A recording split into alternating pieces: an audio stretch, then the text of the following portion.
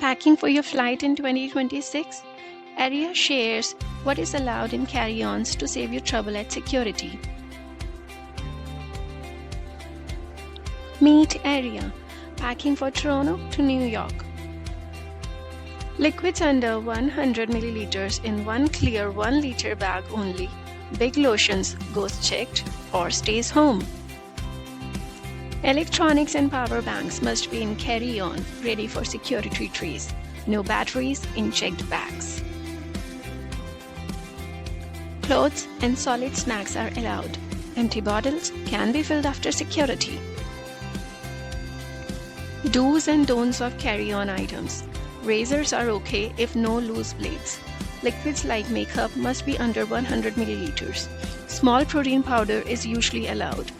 Loose blades, big hairspray, and liquid foundations over 100 millimeters are prohibited. Passing through security. Liquids packed separate, electronics out, all clear. Carry-on packing recap. Liquids in 100 ml bags, electronics in carry-on, clothes and snacks are okay, big liquids and weapons are not allowed. Safe travels. Do let us know about your security nightmare in comments and subscribe to my channel.